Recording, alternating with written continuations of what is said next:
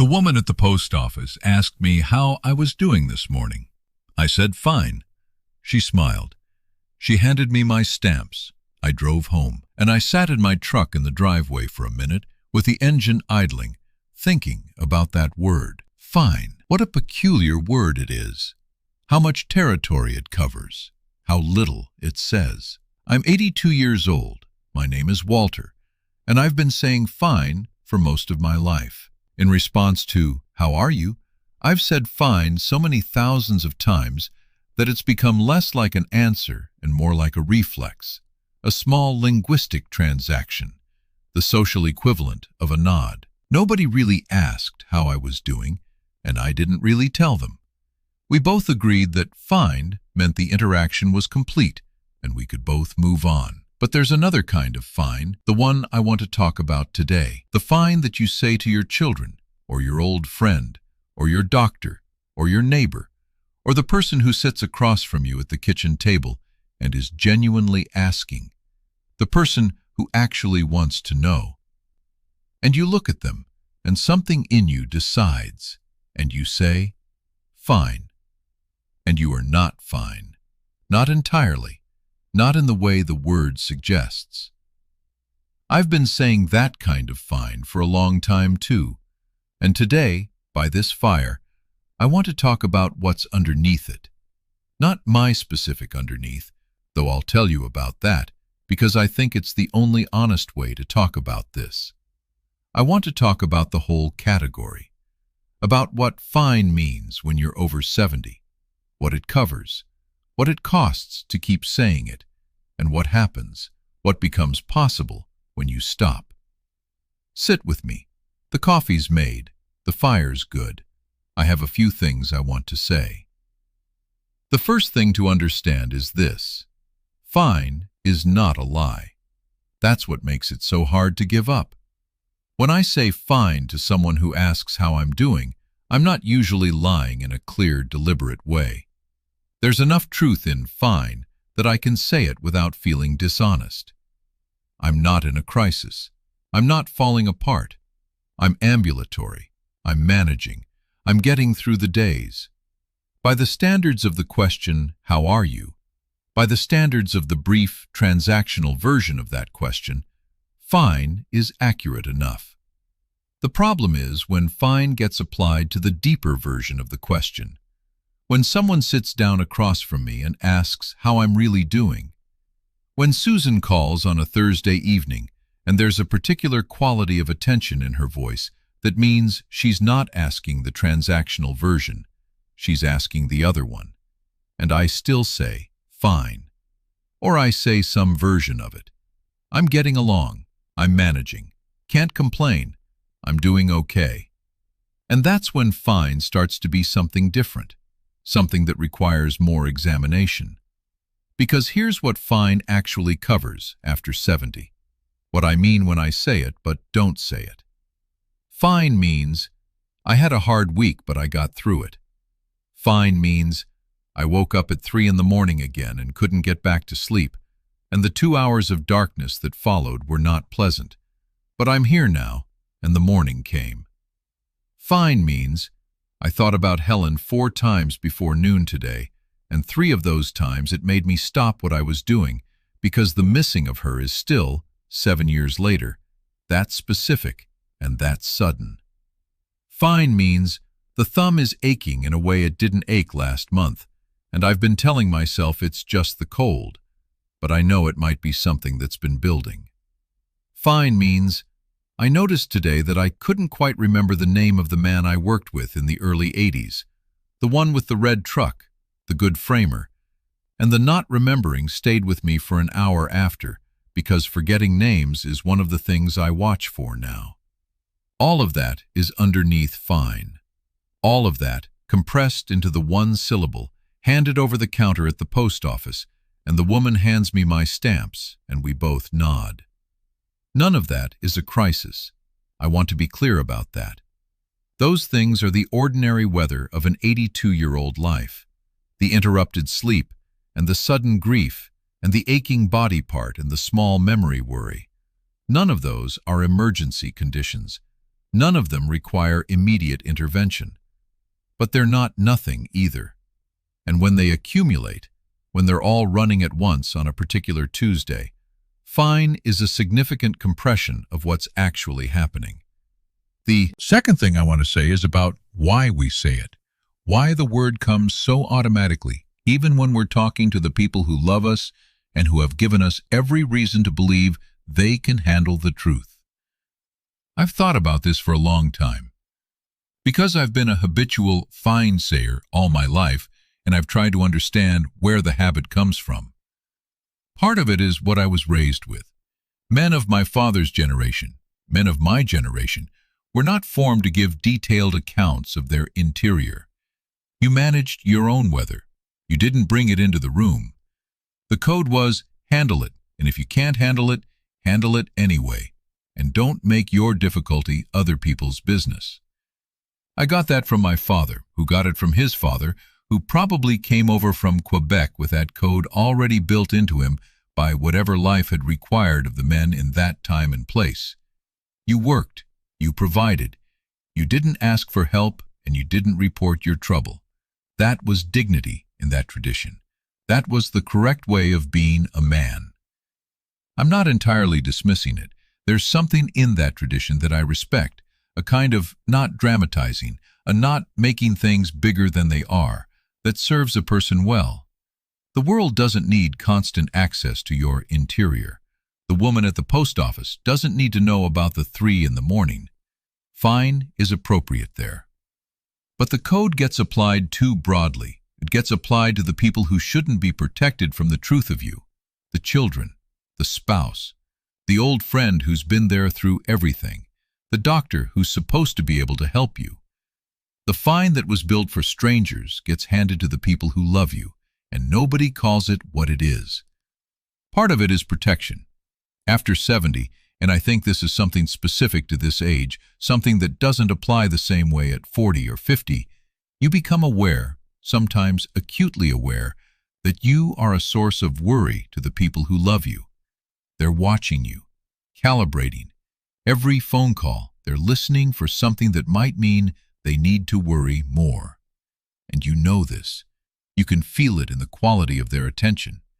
And so you say fine, partly to manage their worry, to not add to what they're already carrying. Your daughter has her own life, her own troubles, her own children, and her job, and her marriage. You don't want to be another weight she carries home. So you say fine. You're sparing her. The problem with that reasoning, and I've used it myself many times with Susan and with David, is that it doesn't actually spare them. What it does instead is leave them carrying the worry without the information. They're already worried. The fine doesn't eliminate the worry, it just means they're worried in the dark, without the actual data about where you are, without the chance to help or to simply know.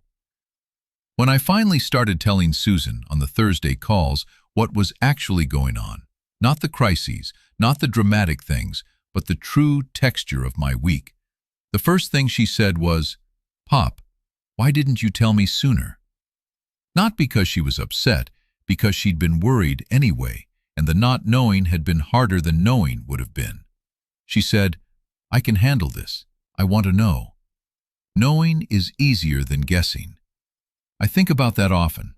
Knowing is easier than guessing. The fine I'd been handing her for years had not spared her. It had just given her guessing instead of knowing. There's a particular dynamic that develops in families with an old parent who says, "Fine." The children stop asking the real question because fine is always the answer, and they've learned that fine doesn't mean fine, it means I won't tell you. So they stop asking. And the parent notices that they've stopped asking and interprets the stopping as not caring, when actually it's the family learning the rules of the game. The game where fine closes the door and the people on the other side of it learn not to knock. I did this with my own children for years. They'd ask, I'd say fine, and after a while the asking became briefer. The questions got shallower. Not because they didn't care, because I'd trained them over years of fine to not expect the door to open. When I changed the answer, I had to retrain them too. Had to signal that the door was open now, that a real answer might be available if they asked. It took a while. A few Thursdays where I said something more than fine before Susan started asking differently, before the questions got deeper again. It's worth it.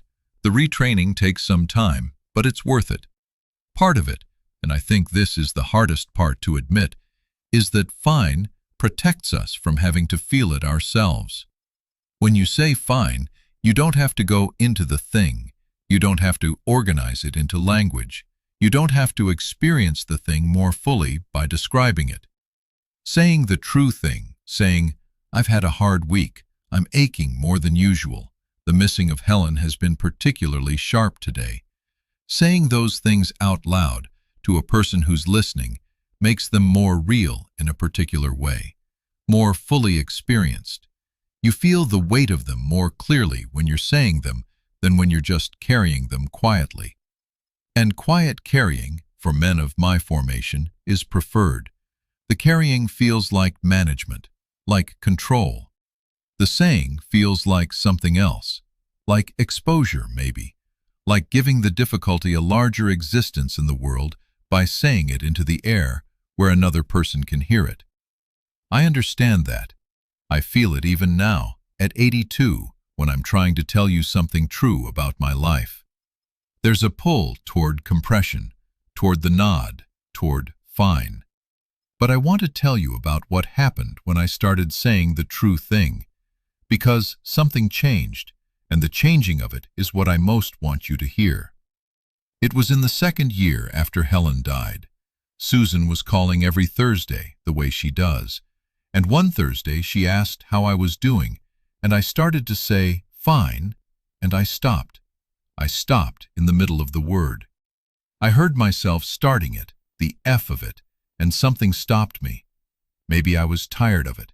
Maybe the particular tiredness I was feeling that week made the word feel too large a lie. Maybe 7 years of her asking and me answering had built something in me that was finally ready to give a different answer. I said, Susan, I'm not fine this week. And I told her. I told her about the 3 a.m, and about the Tuesday when I'd been in the shop and I'd reached for the plane that was Helen's favorite, and I'd stood there holding it for I don't know how long, not working, just holding it. I told her about the thumb and about the name I couldn't remember. I told her that the house had felt, that week, heavier than usual. The specific weight of a house that has someone's absence in it, that seems to compress when the weather is bad. She was quiet for a moment, and then she said, Pop, thank you for telling me. Thank you for telling me. Not, I'm sorry. Not, here's what you should do. Thank you. As if the telling itself was a gift. As if being let into the true thing, after all those Thursdays of fine, was something she'd been waiting for. And something happened in me when she said it. Something let go. The specific weight of that week, which I hadn't been fully aware I was carrying until I said it, I could feel it lighten when she said, thank you. Not because she'd fixed anything, because the carrying had become shared. The third thing I want to talk about is what fine hides at a specific level.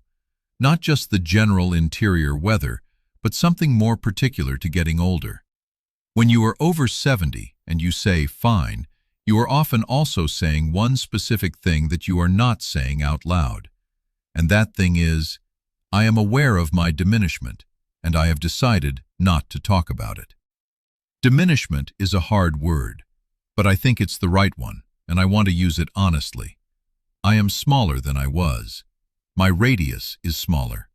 The things I can do are fewer than the things I could do at 60. The things I can carry are lighter. The distances I drive are shorter. The hours I spend in the shop are less than they were a decade ago. My hearing has some gaps in it. My vision has changed. The body that was, for 45 years, a tool I used with complete authority. That body now has opinions of its own that it shares with me, whether I want to hear them or not. And underneath the fine, when I say it, is the awareness of all of this. The constant, quiet awareness of the narrowing. Not in a dramatic way. I'm not spending my days in grief about it. But it's there, in the background. The knowledge that I am not what I was. That the direction is one way. That each year the radius gets a little smaller. When I say fine, I'm not saying that. I'm not saying I'm adjusting to the fact that I can't do what I could do at 60. And sometimes the adjustment is harder than other times. And today was one of those times. I'm not saying I watched the way I moved on the stairs this morning, and it was different from how I moved 5 years ago, and I noticed the difference, and the noticing sat with me. Fine smooths all of that, puts a surface over it, makes me, to the people who love me, still the person I was, not the person who is narrowing, not the person who is measuring the radius. But the people who love me know anyway. They can see it. They're not watching me with fresh eyes. They've been watching me for 50 years, 60 years. They notice. They're calibrating the way I said before. They're watching me on the stairs too. And when I say fine, I'm not fooling them. I'm just leaving them to carry their knowledge alone, without my participation in the naming of it. And here's what I've come to understand about the not naming. When the diminishment goes unnamed between you and the people who love you, it occupies a strange space, a kind of ghost space. It's there, you all know it's there, but because nobody has said it plainly, it doesn't get discussed, it doesn't get handled. It doesn't get the practical, compassionate attention that named things can get. The unnamed thing just sits there. The children worry about it privately. You carry it privately. And the worry and the carrying stay separate when they could be shared. I had a conversation with David, probably 3 years ago now, where I finally said the thing about the stairs. I said, "David, the stairs have gotten harder this year. I'm slower on them than I was. I want you to know that I'm watching it." And he said, "I've noticed, Pop." I didn't know whether to say anything. He'd been watching me on the stairs for a year, carrying the noticing alone, because I'd given him no opening to bring it into the conversation. When I finally named it, when I said the thing plainly, he could put down what he'd been carrying alone, and we could carry it together. We talked about practical things, handrails, slip-resistant mats. He wasn't alarmed. The conversation was calm, but it was real. It was about what was actually happening. That conversation took about 15 minutes. The carrying alone had been a year. One thing I've found in the last few years is that naming the diminishment out loud, saying to David, "This week the shop was harder than last month. The thumb is limiting me more than it was," actually makes it easier, not harder. Not because the thumb gets better, but because the naming of it takes it out of the realm of things we do not acknowledge, into the realm of things that are simply true. And things that are simply true are easier to carry than things that are true but unspoken. The unspoken ones have a kind of pressure in them. The spoken ones just are. Helen knew this. She was good at naming the hard things without dramatizing them. She'd say, "Today is a hard day," the way you'd say the weather is cold, as a simple piece of information about the current conditions, not as a catastrophe, not as a complaint, just as the truth about today. And the saying of it made the day easier. I'm learning to do what she did. I'm slower at it than she was, but I'm learning. The fourth thing I want to say is about what becomes possible when you stop saying fine. This is not something I can describe from the outside exactly. It's something I can only describe from the inside, from the experience of having changed the habit, partially, imperfectly, over the last few years, and noticing what that change made room for. The first thing it made room for was being known. I said something like this earlier, but I want to go deeper. Being known is different from being recognized. David recognizes me. He knows what I look like, what my voice sounds like, what I think about most things. He knows my history. He knows the version of his father that has been consistent his whole life. Being known is something else. It's what happens when the person has access to the interior, when they know not just the consistent version, but the actual, this week version. When they have information about where you are right now, not just where you've been. I didn't give my children much of that for most of my life. They knew me in the recognition sense very well, but the knowing sense, the access to the interior, I kept that managed. I handed them fine, and fine gave them the recognition without the knowing. When I started giving them the true thing, the knowing began. David and I started having conversations on Sunday afternoons that we'd never had in 50 years, about what my days were actually like, about what I was thinking about at the workbench, about the grief about Helen that I'd mostly carried alone for the first 2 years, about what I was afraid of, about what getting older felt like from the inside, week by week. Those conversations are some of the most valuable things in my life right now. Not because they're pleasant, sometimes they're hard, and David gets quiet and worried looking, and I can see him trying to figure out what to do with what I've told him. But they're real. They're between me and my actual son, not me and the version of me that still says, fine. The second thing that became possible when I stopped saying fine was being helped, not in the practical sense, though that happened too, in the deeper sense. You can only be helped with what's visible. Fine makes nothing visible. When I told Susan that I was struggling, in ways I've described, she couldn't fix any of it, but she could come up for a long weekend. She could sit at the kitchen table and talk to me until late in the evening. She could call on Wednesday as well as Thursday. She could be present in a way that helped, even though nothing was fixed. That help was available to me for years before I let it in. I just kept saying fine and sending it away. The third thing that became possible is something I didn't expect. When I stopped compressing the difficult things into fine, the good things got bigger. I didn't understand why this would be, but I think I do now.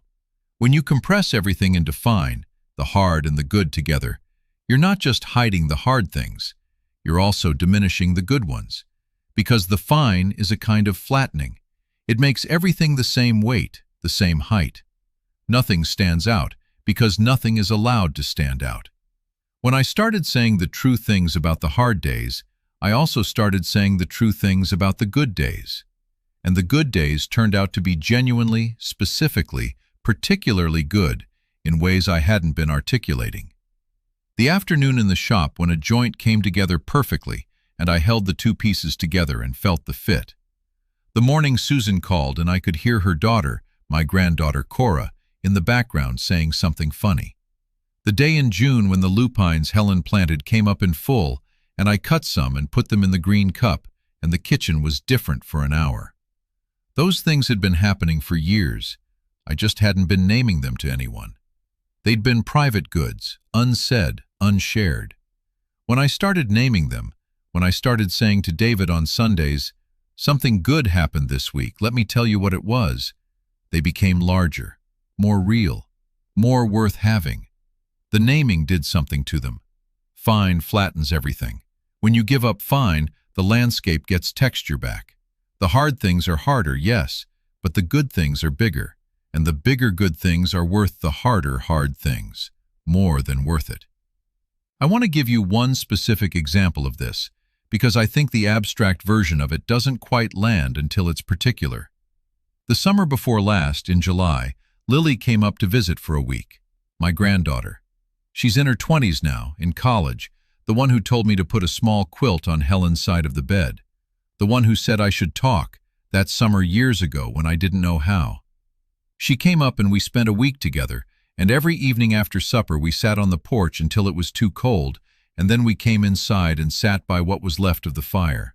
And every evening she asked me how I was doing. Not the transactional version, the real version, the one with the particular quality of attention. And I told her. Every evening. Whatever had been true about that day. One evening I told her about a morning in the shop where I'd been planing a piece of white oak, and the grain had been particularly beautiful, the figure in the wood catching the light in a way I don't see more than once or twice a year, and how I'd stood there for a few minutes, just looking at it, running my thumb along it, thinking about Helen, who had loved the grain of white oak, who had once asked me to make her a kitchen table out of it, And I'd finally gotten around to making it in 2014, 3 years before she died.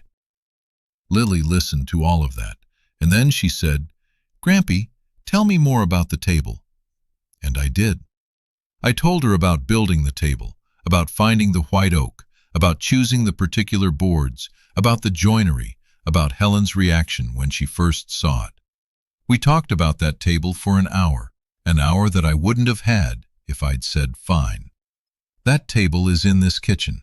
Lily touched it when she was leaving, when she was saying goodbye. She touched the surface of it and she said, "I'm glad you told me about this." So am I. So am I. The fifth thing, and I want to be careful here because I don't want this to sound like something it isn't. The fifth thing is about what fine does to you alone, not to the people around you, to your own relationship with your own life.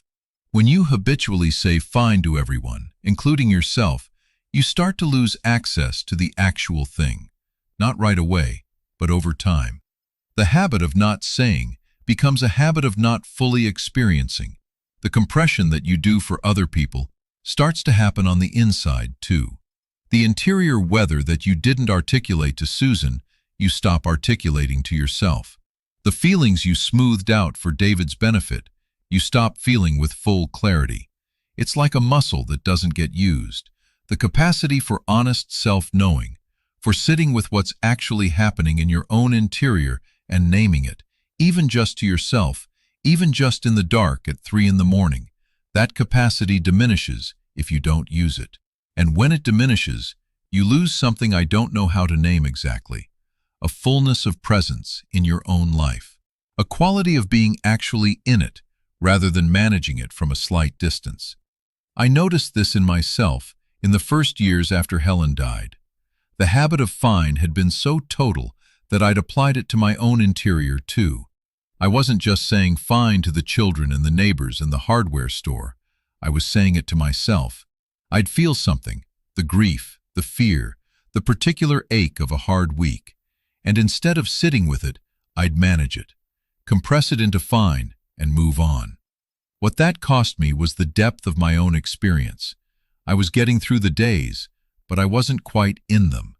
I was managing them from the outside in, rather than living them from the inside out. What brought me back, and I've said this in other conversations, so some of you know this part, was Helen's notebook. The green one from the cedar chest. The list she'd been keeping for years of things she was grateful for. Not just the big things, the small things, the specific, sensory, concrete particulars of her daily life, named and kept. She had not been saying fine to herself. She had been saying the true thing to herself in the pages of that notebook for years. She'd been practicing the opposite of fine, the full, particular, careful accounting of what the day had actually contained.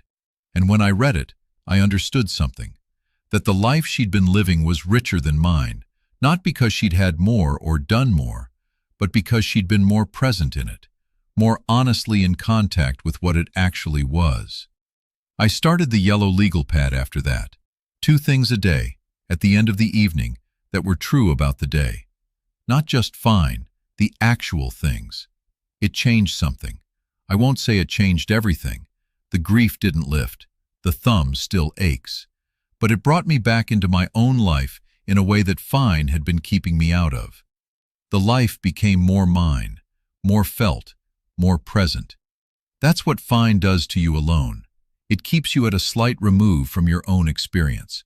And that's a costly place to live, especially at 82, when the time is what it is. The fires burned very low. The morning is almost gone. Outside, the sky is that particular flat December gray that goes on, and I've been inside it long enough that the gray has become a kind of company. I want to say something direct before I close. If you are over 70 and you are reading this, and you recognized yourself in the fine, in what I said about the word and what it covers and what it costs, I'm not telling you to stop using it with the woman at the post office. She really doesn't need to know. Fine is correct there. But I want you to find one person, just one One person who loves you and who has earned the true answer. Your child, your old friend, your sister, your doctor, whoever it is. And the next time they ask how you're doing, with the particular quality of attention that means they're asking the real question, not the transactional one, let them in, just a little, just far enough to say something true. You don't have to tell them everything. You don't have to make it a project. Just say one true thing that you'd normally smooth into fine. I had a hard week, or I've been missing her more than usual this month, or something is bothering me that I can't quite name yet, or I'm doing better than last week actually, and let me tell you what helped.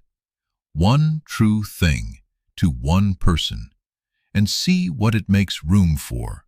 You might be surprised. I was surprised by how much they could hold, by how much the holding helped, by how much larger the life became when I let someone else actually be in it with me. I'll tell you the specific thing that surprised me most, looking back at the years since I started changing the answer.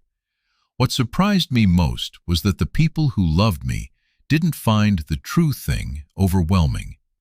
I'd been protecting them from it all those years, as if the true thing were too large for them to hold, as if fine were the appropriately sized version of me for them to carry. But it wasn't. The true version of me, the aching thumb and the 3 in the morning and the grief that is still, after 7 years, sometimes sudden, they could hold all of that. They'd been wanting to. I just hadn't handed it to them. David holds it. Susan holds it. Even Lily, in her 20s, holds it with a grace that I didn't have at her age. They're stronger than fine gave them credit for. And giving them the true thing, letting them hold it, that's not a burden I placed on them. It's the thing they came for. The reason for the phone call and the visit and the question and the attention. They came for me, the whole of me, not the managed version. Give them what they came for. The fire's still going, just barely, but going.